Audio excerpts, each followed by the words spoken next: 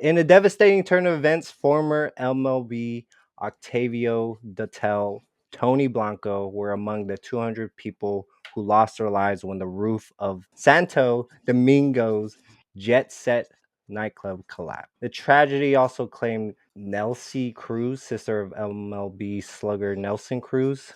What started as a regular night out turned into one of the DR's deadliest disasters, but could it have been prevented? Reports suggest a security guard warned about structural issues hours before over 150 people were injured, with rescue teams working tirelessly through the rubble.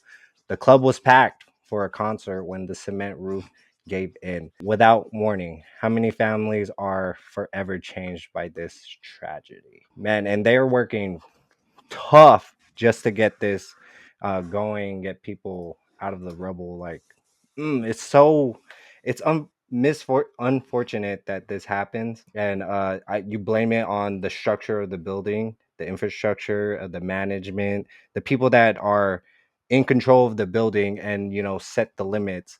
It's really them to blame, honestly. Yeah, yeah. I'm sorry, my dog was distracting me. I just Okay. wanted her to get out. My bad.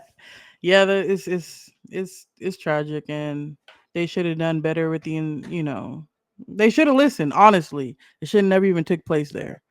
It should never happen. And now you have a whole bunch of people dead, and the whole thing could have been avoided. Yeah.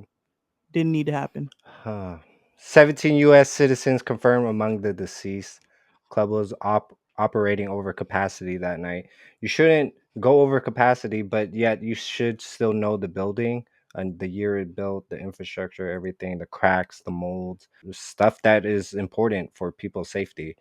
Building hadn't been inspected since 2023. Exactly. Several local celebrities were also present. Emergency responses included international teams. Yeah. Again, working tirelessly. Give it up for the families, man. Prayers to them. Losing loved ones over something unexpected. Again, you're out to have fun. You're out to just see the limelight, the partying, everything. Daltel's 15-year MLB career spanned 13 teams, including a World Series win in 2011. His career highlights 1,169 strikeouts, 109 saves, and 951 innings. Blanco dominated Japan's NPB, 272 home runs after his MLB minor league stint.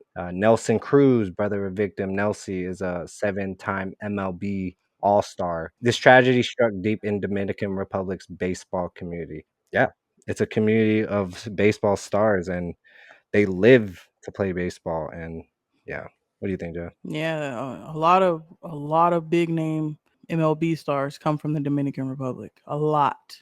So I know this shook a lot of people deep to the core. And it's like I said, it's an unfortunate tragedy that didn't need to happen, but Yeah, people were irresponsible and didn't care about putting people's lives first. They wanted to make money. They wanted to, oh, we got to have yeah. this concert. We got to and Hell now yeah, now we're here. definitely. It hits different. It definitely does, and it's a heavy one this week, man. A lot of those people, but they weren't just numbers. They were people with dreams, families, and futures. Datel pitched for 13 seasons in the majors. Blanco was making waves in international ball, and now they're gone in an instant. To the families mourning in Santo Domingo tonight, to Nelson Cruz, who lost his sister, to everyone affected, our hearts are with you. This tragedy reminds us how fragile life is and how important it is to take safety warnings seriously.